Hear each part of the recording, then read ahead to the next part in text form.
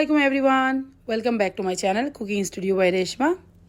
আজকে আমি আপনাদের জন্য নিয়ে এসেছি মাহে রমজান স্পেশাল ছোলা বুট ভুনা, আর তা থেকে কিভাবে সালাদ তৈরি করতে হয় আর সেদ্ধ বুট কিভাবে সংরক্ষণ করবেন সেই পদ্ধতি। চলুন দেখে নেওয়া যাক এগুলো তৈরি করতে আমাদের কি কি উপকরণ লাগবে। এখন আমি একটি পাত্রে নিয়ে নিব 1 কেজি পরিমাণ ছোলা বুট। এই বুটগুলো আমি ঝেড়ে বেছে নিয়েছি। এখন আমি এই বুটগুলোকে বেশ কিছু পানি দিয়ে সারা রাতের জন্য ভিজিয়ে রাখব। আপনাদের হাতে যদি সময় না থাকে তাহলে 7 থেকে 8 ঘন্টা ভিজিয়ে রাখবেন। আমি এখন বেশ কিছু পানি দিয়ে ভিজিয়ে রাখব। এখন আমি ঢেলে দিব এতে পানি। আমি পানি ঢেলে দেখিয়ে দিচ্ছি, কারণ ছোলা বুটগুলো পানির বেশ কিছু নিচে থাকতে হয়, কারণ এগুলো ফুলে ডবল পরিমাণ হয়ে যাবে। তাই আমি প্রয়োজনে অফ স্ক্রিনে একটি বড় পাত্রে এগুলো ভিজিয়ে রাখব। তো সারা রাত পর কি অবস্থা হয় চলুন দেখে নেই। আমি সারা রাত পর এগুলো পানি ঝরিয়ে নিয়ে এসেছি। দেখুন ফুলে কি সুন্দর টসটসে হয়েছে। তারপর এগুলো আমি প্রেসার কুকারের পাত্রে সেদ্ধ করে নেব। এখন আমি প্রেসার কুকারের পাত্রে ঢেলে দিচ্ছি, আর এতে আমি অল্প কিছু পরিমাণ পানি দেব। আপনারা যারা নর্মাল পাত্রে সেদ্ধ করবেন তারা বেশ কিছু পানি দিয়ে সিদ্ধ করে নেবেন। প্রেসার কুকার ব্যবহারের ক্ষেত্রে কিছু সতর্কতা আমাদের মেনটেন করতে হয়, আর তা হলো এই রাবারটা আমাদের লক্ষ্য করতে হবে ইউজ করার আগেই যে এটা লুজ বা ছিঁড়া ফাটা নয় তো, আর এই ছিদ্রটা যাতে পরিষ্কার থাকে সেই ব্যাপারটা বিশেষভাবে লক্ষ্য রাখতে হবে। তা না হলে বাষ্প ভিতর থেকে বের হতে পারবে না, আর যে কোনো দুর্ঘটনা ঘটে যেতে পারে। এখন আমি এতে লবণ দিয়ে দিব 2 টিস্পুন। রান্নার ক্ষেত্রে প্রয়োজনে আমি আরও লবণ ব্যবহার করব, বাট এখন আমি অল্প কিছু লবণ দিচ্ছি। এখন এটি বন্ধ করে আমি চুলায় 15 থেকে 20 মিনিটের জন্য রান্না করব। 15 মিনিট পর চলুন দেখে নেওয়া যাক ছোলার কি অবস্থা। 15 মিনিট পর এখন ছোলাটি খুব সুন্দরভাবে সেদ্ধ হয়ে গিয়েছে। এখন আমি পানি ঝরিয়ে আধা কেজি পরিমাণ ছোলা বাটি এবং জিপলক ব্যাগে সংরক্ষণ করে রাখবো ডিপ ফ্রিজে। তাতে করে আমার বেশ কিছু রমজান রোজা আমার জন্য কভার হয়ে যাবে, আর আমার সময়ও বেঁচে যাবে। এভাবে আপনারা করলে আপনাদেরও খুব উপকার হবে এবং সময় মেনটেন করতে আপনাদের কষ্ট হবে না। আর বাকি যে আধা কেজি ছোলা সেদ্ধ আছে তা আমি এখন ভুনা করে আপনাদের দেখিয়ে দেব। একটি পাত্রে আমি এখন দিয়ে দিব 1.5 কাপ কুচি করে কাটা পেঁয়াজ। এখন আমি পেঁয়াজগুলো পাত্রে ঢেলে দেব। তারপর এতে আমি দিয়ে দিব 1/2 কাপ পরিমাণ সরিষার তেল। আমি এখানে খাঁটি সরিষার তেল ব্যবহার করছি। আপনারা চাইলে সয়াবিন বা অন্য যে কোনো তেল ব্যবহার করতে পারেন। আমি নেড়ে চেড়ে পেঁয়াজগুলোকে ব্রাউন করে নেব বেরেস্তার মতো করে। এখন এতে আমি দিয়ে দেব 2-3টি তেজপাতা, 2টি স্টিক দারচিনি, আর 4-5টি এলাচ, আর 5 থেকে 6টি লবঙ্গ, আর 10টি গোলমরিচ দিয়ে নেড়ে চেড়ে আমি ভালোভাবে ভেজে নেব পেঁয়াজগুলো। ভালোভাবে ভাজা হয়ে গেলে আমি এখন এতে পানি দিয়ে দিব। তারপর একে একে 2 টেবিল স্পুন আদা বাটা, 1.5 টেবিল স্পুন রসুন বাটা, আর 1/2 টিস্পুনের চাইতে কিছু বেশি লবণ দিয়ে দিচ্ছি। লবণ কিন্তু আপনারা আপনাদের স্বাদ অনুযায়ী দিয়ে দিবেন। তারপর এতে আমি দিয়ে দিব 1 টেবিল স্পুন শুকনো মরিচের গুঁড়া।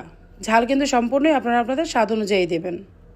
আর দিয়ে দিব 1/2 টেবিল স্পুন হলুদের গুঁড়া, আর কাঁচা ধনে গুঁড়া দিয়ে দিব 1.5 টিস্পুন, আর কাঁচা জিরা গুঁড়া দিয়ে দিব 2 টিস্পুন, আর দিয়ে দিব 1/8 স্পুন টেস্টিং সল্ট। এটি সম্পূর্ণই অপশনাল। আপনাদের হেলথ ইস্যু থাকলে আপনারা প্লিজ এটি ইউজ করবেন না। এখন আমি নেড়ে চেড়ে কষিয়ে নিয়ে এতে আমি কিছু পানি দিয়ে দিব। বেশ কিছু পানি দিয়ে আমি এটি ভালোভাবে কষিয়ে নিয়ে তারপর এতে আমি দিয়ে দিব 2টি কুচি করে কাটা টমেটো। এখন পানি দিয়ে আমি কষিয়ে নিচ্ছি। পানি দিয়ে নেড়েচেড়ে আমি ঢেকে কিছুক্ষণ কষিয়ে নিয়ে এতে দিয়ে দিব টমেটো। টমেটো দিয়ে নেড়েচেড়ে আমি কিছুক্ষণ কষিয়ে নিয়ে তারপর দিয়ে দিব 2টি বড় আলু ছোট ছোট কিউব করে কেটে রাখা।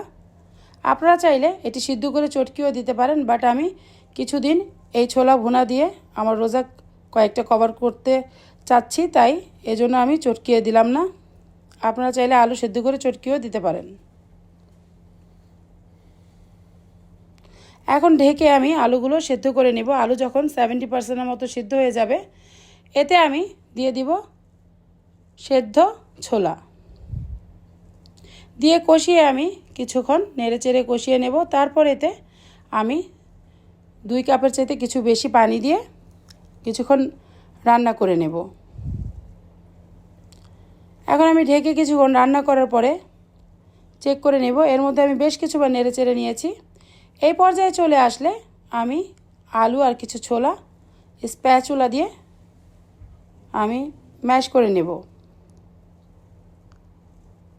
তারপরে আমি চুলা থেকে নামিয়ে একটি বাটিতে পরিবেশন করব। আর এই পর্যায়ে আপনারা ভাজা জিরা গুঁড়াও দিয়ে দিতে পারেন। আমি সবসময় দিয়ে দিই, বাট আজকে দেব না, কারণ এগুলো আমি ফ্রিজে রেখে প্রয়োজন অনুপাতে বের করে গরম করে খাবো সেজন্য। আর গরম করার পর তখন আমি ভাজা জিরা গুঁড়া দিয়ে নেব। এখন আমি এতে দিয়ে দেব কিছু ভাজা জিরা গুঁড়া।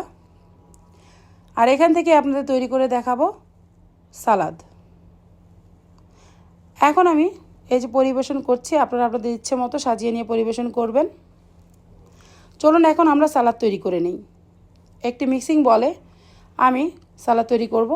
এর জন্য আমি নিয়ে নিয়েছি কিছু শসা, টমেটো কুচি করে কেটে, টমেটোর ভিতরে লিকুইডি যে অংশটা থাকে সেটা আমি ফেলে দিয়েছি, আর কিছু কাঁচামরিচ, কিছু পেঁয়াজ আর কিছু আদা কুচি করে কেটে নিয়েছি, আর নিয়েছি 1.5 টেবিল স্পুন টমেটো সস।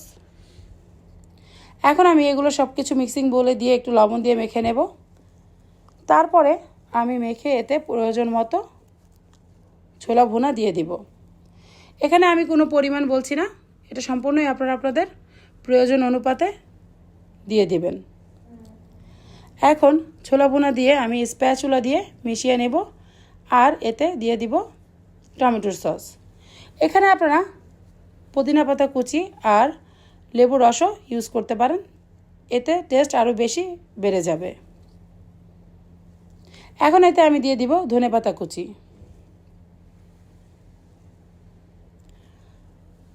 ধনেপাতা কুচি দিয়ে আমি একটি বাটিতে পরিবেশন করে নেব। আপনারা আপনাদের ইচ্ছে অনুযায়ী পরিবেশন করবেন। আশা করি আমার এই রেসিপিটি আপনাদের ভালো লেগেছে, আর এভাবে করলে আমি আশা করি আপনাদের সময় অনেক বেঁচে যাবে। এখন আমি মেখে এগুলো একটি বাটিতে এখন পরিবেশন করব।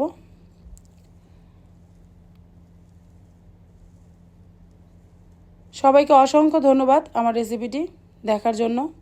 সবাই ভালো থাকবেন, সুস্থ থাকবেন, আর সবাই আমার জন্য দোয়া করবেন। আর প্লিজ আমার ভিডিওটি লাইক করবেন, চ্যানেলটি সাবস্ক্রাইব করবেন এবং বেল আইকনটি প্রেস করে আমার সাথে থাকবেন। আল্লাহ হাফেজ।